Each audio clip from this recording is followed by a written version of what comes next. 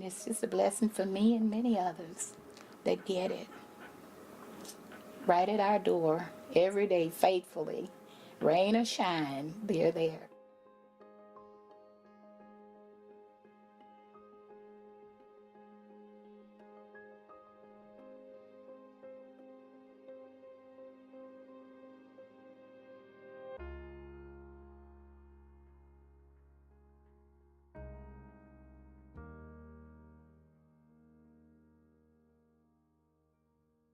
I met Tom in Palestine, and that was in our younger days. And later in life, I moved to Houston to marry Tom.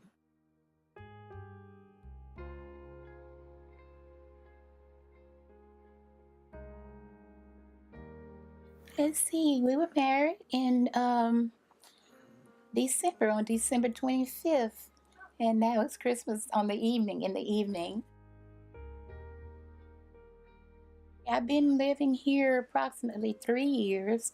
So Tom and I have been on the Meal on Wheels now about approximately 3 meals, yeah, well, not 3 meals, 3 years. I'll get it in a minute. But either way, approximately 3 years now. It was a young man that came to my house here the first time after I called for help here to receive him. And he interviewed myself and my husband. And he said he would get back with us. Well, I called Dad's first. That's how I was able to get in touch with the Meal on Wheels. And he was very polite, and he took down our information and things like that. And then he asked if we needed lunch, breakfast and lunch. So I was wondering, how are they going to do breakfast? I just couldn't fathom how they would do. I said, are they going to bring us a warm breakfast and then a lunch too? And I said, oh wow, that's like having breakfast in bed. But then when they did bring it, I saw how they do it. They bring orange juice, and they bring you cereal and oranges, fruits, just all types of good, healthy foods that will help you start the day. Just a variety of types of food.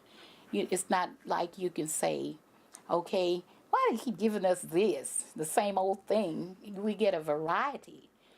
And for someone to bring it to our door, it's just a blessing, and it has truly helped us.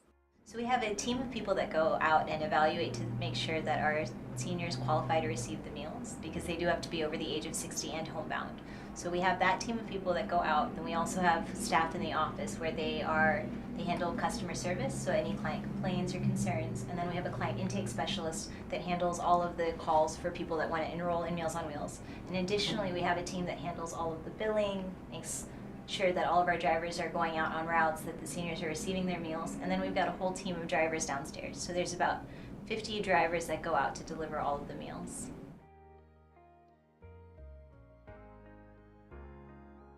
The first time they took me out on the route to deliver the meal, I said, that's my calling right there. That's what I want. That's what I want. And ever since then, that's really when I have a smile on my face every day, because I love it. I love this. I finally found something I like.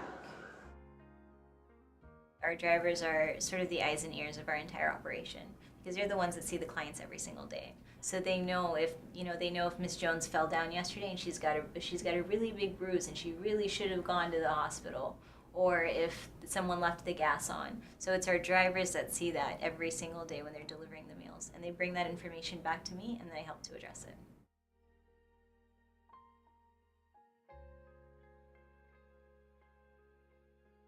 You don't know how often their family's checking up on them. So having that relationship that our drivers have with our clients really goes a very long way. So although our assessors see them annually, our drivers see them every day. And if I go downstairs and I talk to the drivers about it, they can tell me about Miss Jones. They can tell me about Miss Jones's life story. They can tell me about Miss Jones's annoying grandson that just moved in and they wish they hadn't. Like we get all of those stories, and that's just from the safety check. That's just from having the drivers establish relationships with our clients.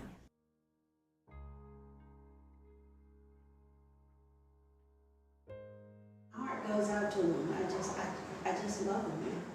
They're sweet, even though there are times that I can tell some of them don't remember if I came today or came yesterday, but they remember me. So that's what I like about it. One of the largest problems that our seniors face is that they're isolated. They may not have any family or friends nearby to help them in times of need. There's so many families, or there's so many seniors actually that I go out and see, and they're listing their emergency contact as a paid provider. And it's unfortunate, but because of their isolation, seniors may often have other situations. They may be suffering from depression. They may because they're homebound, they may have no one, they're isolated. They may have no one to talk to, and the driver that comes and delivers their meal is their only social interaction of the day. If a driver is out delivering meals and a senior has fallen, they're oftentimes the first person to see it. So they're able to call 911 and do all of that. So we do quite a bit. We call it more than just a meal. So we're not your like pizza delivery service. We do a safety check as well, and that's probably one of the most important parts of the Meals on Wheels service. Well, the vast majority of our clients are low income. So there is an income situation that we're addressing. A lot of times our seniors will tell us that the meal that they receive from Meals on Wheels is their only meal of the day, or it's one of 2 meals that they receive that they have in a day. So we're addressing that need outright, and then also our seniors are homebound. So they don't necessarily have access to go to the grocery store to get meals in any other way. This may be their primary source.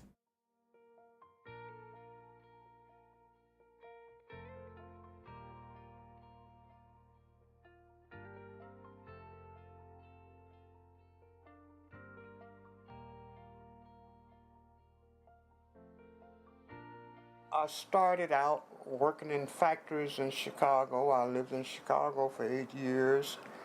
I became a bricklayer.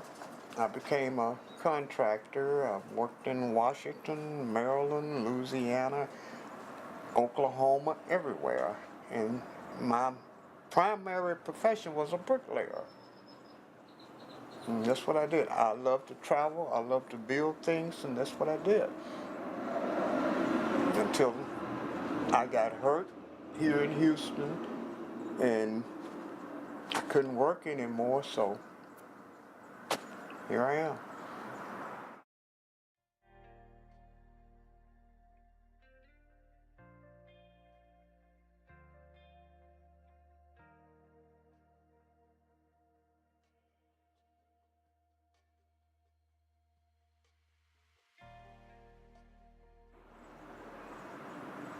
It was hard to see yourself that way because of all the stuff you've been doing. You did this, you built McDonald's, you've been everywhere, hotels everywhere. Now here you are, you can't even get up out the bed. And I guess I really let that, well, it did take a toll on me because here I am, I'm helpless. I can't do nothing for myself, you know. It's been 3 years because they started delivering when I came here. Yeah, it's been 3 years. And it's been a godsend. It really have. It's been a godsend. There's also the high cost of some of the other things that they need. So this might be walkers, canes. One of the biggest issues that we have, or one of the biggest issues a lot of our seniors complain about, is the high cost of diapers. Many of our seniors really, really need diapers, and there aren't a lot of people that don't need diapers, and diapers are very expensive. Diapers, bed pads, things like that. And then in the winter, one of the things that happens is that for some reason a lot of seniors lose their heat. They aren't paying their utility bills on time, whatever it may be, and so we see seniors that are in their homes in 40-degree weather, 50-degree weather that don't have heat. So at that point in time, we're trying to get space heaters. And we're trying to find in-kind donations to help meet these other needs that seniors have. We wouldn't have the food that we need to keep us, healthy and, the nutrition that we need. We would probably definitely miss breakfast. Uh-huh. See, at one time, before we got the Meal on Wheels, we would eat the the ramen noodles, the Maruchan noodles, and we get them at the store like maybe four for $1, catch them on sale, and then we just go and kind of load up like that. But you just don't want to eat Maruchan noodles every day for lunch, But we did. We do what we were gonna have. We were gonna have Maruchan or ramen noodles, and they were tasty, but it just wasn't the diet that we needed. It wasn't the nutrition that we needed. It kept us from being hungry or getting, you know, but it just wasn't what Meals on Wheels is. Where maybe I would skip breakfast because I couldn't fix it or, couldn't do anything. But there it was, the cereal and milk. And I noticed that when we go in the stores, the cereal is so many of them, and they're just as expensive. I mean, they really cost. So now, we can kind of budget a little bit and have cereal without paying that $3 and $4 a box. And at the same time, have orange juice, which is also pretty expensive when you're on a fixed income. So it's really a blessing to have the Meal on Wheels services. Our goal is to really make sure no senior goes hungry, but we need community support to help us. We need volunteers to come help package these meals because we send a 7-day worth of breakfast and weekends 1 day a week. So we need volunteers to come in and package those for us. Volunteers can also help come in the morning and help set up everything for the drivers. We call that our warehouse crew. And we also have volunteers that come help volunteer in our Anna Meals on Wheels program and help package pet food and sort that for us. So through the government contracts, IM is able to provide hot meals, and we're able to provide the frozen meals. But something that Interfaith Ministries does, our Meals on Wheels program does, that's different from what other Meals on Wheels programs do, is that IM fundraises specifically for weekend and breakfast meals for our most frail seniors. Okay. So IM provides a 2-pack of frozen meals and 7 days worth of breakfast bags for seniors that we assess and feel are in greater need. So we've got about 950 clients on that program. In order to increase the amount of seniors that we see, we need to fundraise. So what happens is that although we have government contracts that give us money for the meals, there are other auxiliary sort of services that we also need to get funding for. So our team of assessors, for example, we have to fundraise to pay for the team of assessors. And when our meals are delivered, the average cost of us delivering a meal is about $7. What we get reimbursed from the government is something more like $5. So theoretically, on every meal, we're losing a couple of dollars. So IM fundraises for the difference, and then we fundraise for our weekend meals and our breakfast meals. So every time we add a senior, we need to fundraise a lot for it.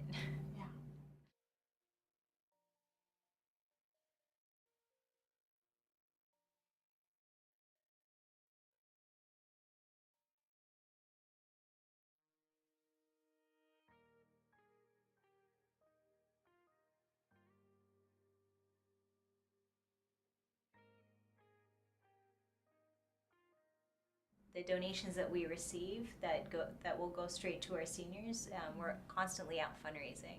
It's only through the donations of individuals that we're able to serve the amount of meals that we serve. I just can't say enough about it. I would say it's for people who will survive during good times and hard times. You can make it